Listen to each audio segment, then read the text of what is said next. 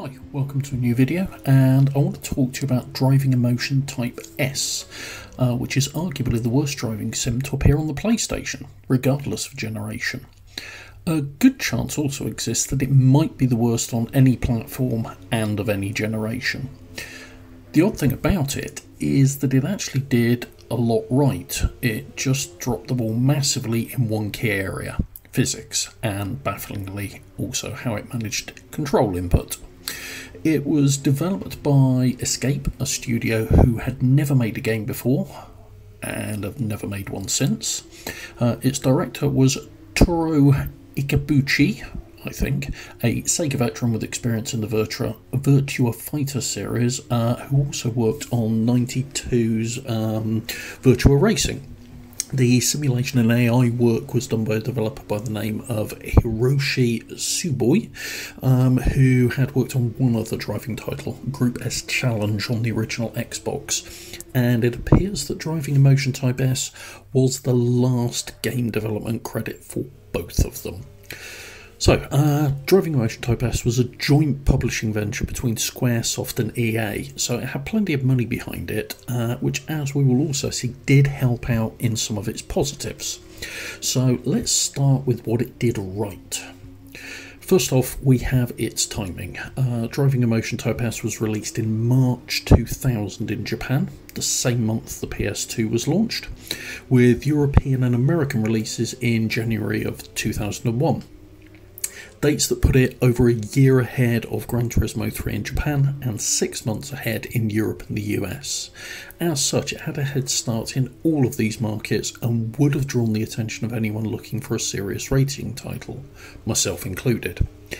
It also had a more than reasonable track layout count for a non-Gran Turismo title of the time, with 14 layouts, and it included both Tsukuba and Suzuka, with the International and East layouts for Suzuka. Keep in mind that real-world tracks were still relatively uncommon at the time, and the fantasy tracks had a distinctive early Gran Turismo vibe about them, particularly the urban highway ones, but they were well done. Then we have the car list. Now it only clocks in at 43 cars, but it did leverage its EA publishing link and the money that EA and Squaresoft brought to it to bring in both Ferrari and Porsche. Now remember, this is back in the day when getting those licenses was notoriously difficult without a big budget, and in the case of Porsche, EA's backing. The rest of the list, whilst Japanese biased, is well curated, with the expected stable of JDM models designed to appeal to Gran Turismo fans, and an Alpha, BMW and TVR thrown in for good measure. It's then topped off with 9 JGTC cars, again a major draw at the time, and a few specials. So a TME and a Pajero in various rallying guises. We then come on to the visual and audio side of things. Whilst it's not up to Gran Turismo standard, for what was effectively a launch title, it's no slouch either. Now, keep in mind that this is PCSX2 footage that's been upscaled to 4K and then captured at 1080p. But even considering that, it's not a poor looking title at all. Audio design is functional rather than outstanding, but the one area that was a major plus point for its time was the inclusion of a fully modelled dashboard in the driver's view, something that Gran Turismo wouldn't manage until the next generation. We then get onto the claims that this was to be a simulation of the likes of which we had never seen on console. The back of the box claimed physics using, and I quote, real physics data, technical specifications and dimensions. Gameplay even gave us a choice between normal and simulation modes, with the manual describing simulation mode as the behaviour of the vehicle is very close to the real thing. And the back of the US box goes even further, claiming a realistic physics engine simulating collisions, suspension techniques, acceleration and handling. No, I'm not quite sure what suspension techniques are myself, but I'm just reading from the back of the box. Now, unfortunately, all these claims were just that, claims. Nothing about the physics engine in either mode comes close to supporting these claims. Now, as I had bought into the hype around it back in 2001, I had bad memories these claims were being overblown, but revisiting them only brought home again just how wide of the mark they were. Now, I even fired up my launch day PS3 to play my original PS2 disc just in case it was an issue caused by emulation. And no, that wasn't the issue at all. The physics are just appalling. The suspension model on some car and track combos will just bounce around for no reason. The MX-5s suffer from this in particular, with the fixed point of rotation causing a near unstoppable pendulum effect, one that doesn't believe in tyre friction either. In fact, the entire tyre model itself is a mess. Actually, scratch that. The entire physics engine is a complete mess. It is actually really hard to point to a single area the physics engine gets right, or even close to gets right. And all of this is before we get to the real problem area, because that's right, the physics aren't the worst bit.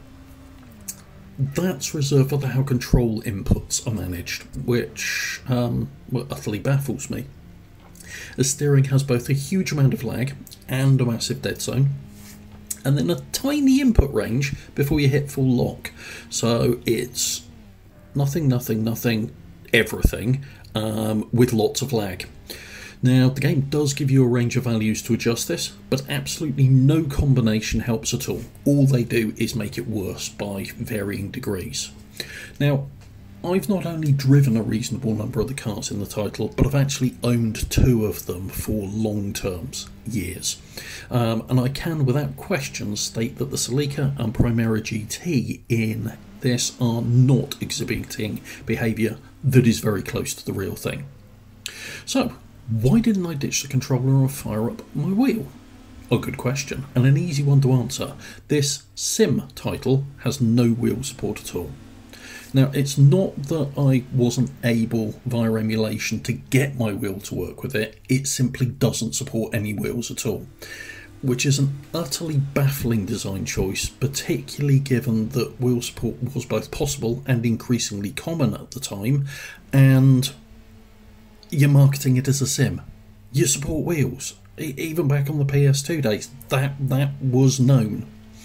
And honestly, as far as the physics and everything goes, it's as if the developers had no concept at all of how cars work. So they got some people to badly explain it to them while they were only half listening, and then they went and forgot about most of it and just made up the rest. Even worse is the fact that no attempt was made to fix this between the Japanese release and the European and US releases. Driving Emotion Type S is, in effect, a sim racing title with utterly broken input controls and an utterly broken physics engine. Overall, and rounding this up, it's a real shame, as with a halfway decent physics engine and working input controls, this would have been a really solid title. Now, it's doubtful it would ever have challenged Gran Turismo in the long term, but it unquestionably has a lot about it to like. For me, the single biggest unanswered question is how anyone at Escape, Squaresoft or EA actually playtested this and came to the conclusion, yep, that's how cars drive.